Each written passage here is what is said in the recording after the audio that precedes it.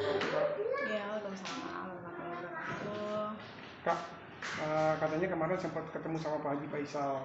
Apa aja sih yang dibicarakan?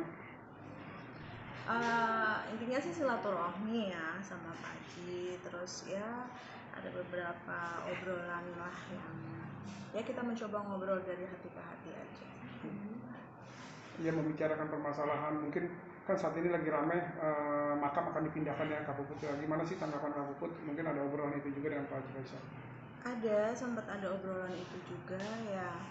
Kalau aku sih berpendapat, eh, aku bicara sebagai netizen dan aku bicara sebagai anak juga kan.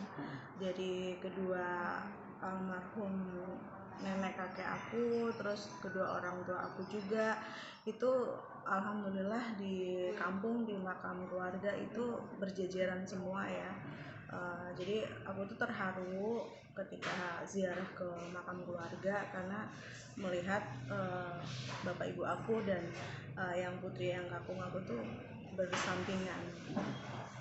Jadi bisa dikatakan almarhum Bibi dan Vanessa kalau bisa seandainya bisa itu tetap di situ gitu Ya, kata Kak Puput. ya kalau aku sih ya mengharapkan sudah ya, kita kan mau di mana saja yang penting doanya, apalagi mereka kan meninggal juga Tuhan menjodohkan mereka sehidup semati ya. Ya sudahlah, tinggal kita fokus ke doanya saja. Sempat membicarakan itu sama Pak Haji Faisal juga. Sempat juga bicara. Tanggapan Pak Haji Faisal mengenai makam yang akan dipindahkan seperti apa? Kalau buat Kak Puput? Ya sebagai orang tua ya, sebagai orang tua dari almarhum Bibi dan mertua dari almarhumah Vanessa ya sebetulnya sangat keberatan sekali. Nah, ya kita kan semua menginginkan ya biarkan saja lah. Intinya tugas kita hanya mendoakan kok, mendoakan mereka.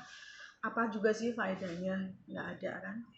Kita meninggal dimanapun ya sudah, yang dibutuhkan almarhum dan almarhumah tuh doa. Kak Puput mungkin Kak Puput kan juga sempat istilahnya tahulah sosok Dedi itu seperti apa gitu. Memang sebenarnya dari dulu ini memang wacana pemindahan makam ini Dedi sempat bilang apa sih sama Kak Puput? Mungkin apakah memang dulu almarhumah Vanessa sempat minta memang dimakamkan bareng ibunya atau memang apa nggak pernah ada permintaan seperti itu sebenarnya? Kalau setahu aku ya, dan sepemahaman aku dulu memang almarhum ketika masih sendiri dan ziarah ke makam mamahnya itu memang sempat mengucapkan seperti itu. Jadi ya dia sempat memang mengutarakan ya kalau aku nggak ada umur senang kali ya kalau harus bisa satu makam sama mama gitu. Cuman itu kan terjadi sebelum dia menikah dan sebelum menikah. Ya, kemudian ya sudah Tuhan sudah menjodohkan mereka itu sehidup semati. Ya, ketika sudah layak dimakamkan dengan layak, berdampingan, ya kita harus harus udahlah, nggak usah diperpanjang, nggak usah dipermasalahkan juga, toh untuk apa gitu. Kak Puput, kemarin Pak Dodi dan tim pengacaranya sempat datang ke makam menemui pengurus wakaf.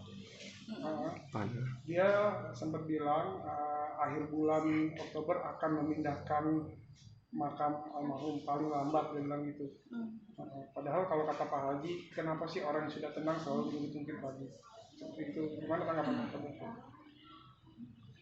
Tanggapan aku ya kembali lagi kepada yang bersangkutan. Cuman ya kalau untuk tanggapan pribadi aku sebagai orang luar yang pernah berada dalam zona mereka,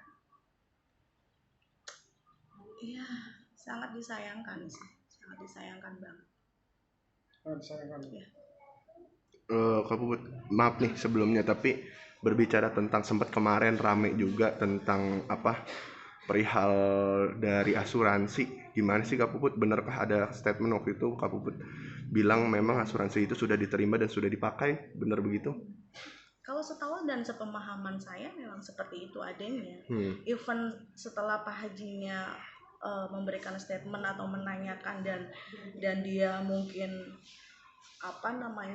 takut gak enak atau bagaimana, dan ada yang ganti dulu, ya itu mungkin yang terjadi mungkin ya. Tapi kalau sepengetahuan dan setahu aku memang seperti itu, memang sudah dipakai begitu udah cair itu udah dipakai untuk membeli mobil, untuk membeli apalah kebutuhan dia. Itu sepengetahuan aku karena dari mulut dia sendiri. Mungkin memang cairnya berarti sudah lama ya Kak Puput mungkin? Sudah lama, kalau nggak salah tuh aku sempat lupa sih, pokoknya antara akhir bulan Desember awal Januari. Kalau nggak awal Januari ya, aku pokoknya di awal Januari tuh udah cair. Dan memang tidak ada pemberitahuan ke Haji Faisal juga, benarkah seperti itu Kak Puput? Tidak, jangankan untuk ke Pak Haji Faisal ya, untuk ke saya aja 1 minggu kemudian aku baru tahu gitu. Aku baru tahu dan aku udah memberi pesan sebelumnya, tolong diselesaikan dulu baik-baik terus sampaikan juga kepada yang katanya membayarkan premi tersebut. Dan ya sepertinya baru setelah 1 bulanan lebih lah dia baru ngasih tahu semuanya. Nah itu Kak Puput sendiri taunya tuh seperti apa sih? Apakah memang nggak sengaja tahu, kebetulan misalkan ada ini uang dari mana nih, atau mungkin dia yang ngomong, dia yang ngaku, atau seperti apa Kak Puput? Aku tahu tuh ketika ada telepon dari orang asuransi pagi-pagi itu ada telepon masuk, terus dia kebetulan loudspeaker dan di ending telepon itu orang dari asuransi tersebut tuh menyampaikan kalau oke, berarti ini ya Pak Dudi sudah selesai semua, uang sudah masuk dari tanggal berapa itu lah, ini kurang lebih 1 mingguan yang lalu lah ya, 3 apa 4 harian, aku agak lupa tuh, nggak lama pokoknya. Itu baru aku tahu dan aku baru menanyakan, oh udah ini ya, iya cuman kenapa aku belum ngomong sama kamu, karena aku nggak tahu itu uang dari mana. Ya alasan konyol itu sebetulnya alasan konyol ya buat aku ya.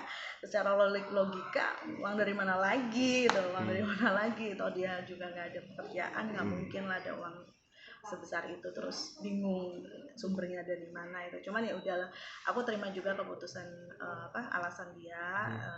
Yang penting aku udah menyarankan yang terbaik, maksudnya di situ diselesaikan karena apapun yang terjadi walaupun hak mutlak punya dia, aku berpesan di situ ada titipan dari seorang anak kandung kamu untuk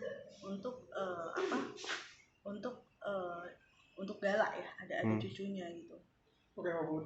Dedi juga sempat bilang bahwa uang itu dia bilang dia titipkan ke Prof Bambang. Apakah itu hanya alibi atau seperti apa?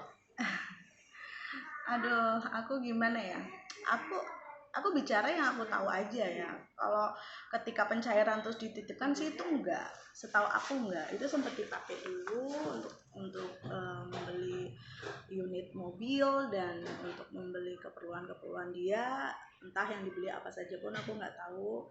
Tapi yang jelas ada statement dia yang ngasih tahu ke aku juga pada saat itu, iya memang aku sisihkan beli mobil dulu. Terus ketika aku menyarankan untuk segera diselesaikan dengan galak gitu, berbagi dengan cucunya, ya saran aku sepertinya tidak diterima dengan baik. Itu sih yang aku tahu.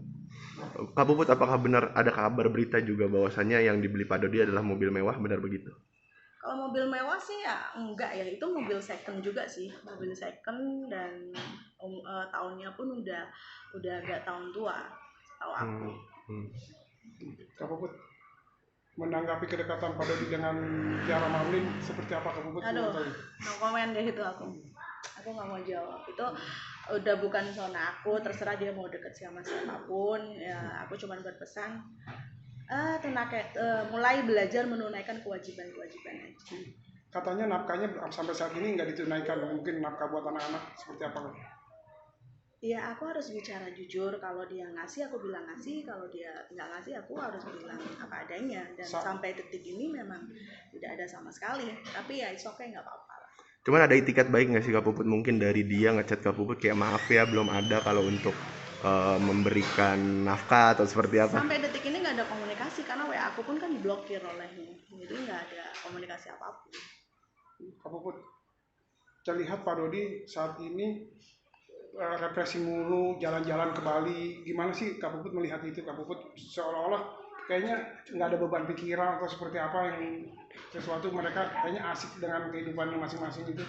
Ya biarkan aja, mungkin dia lagi menikmati apa ya, dari tidak pernah memegang uang sama sekali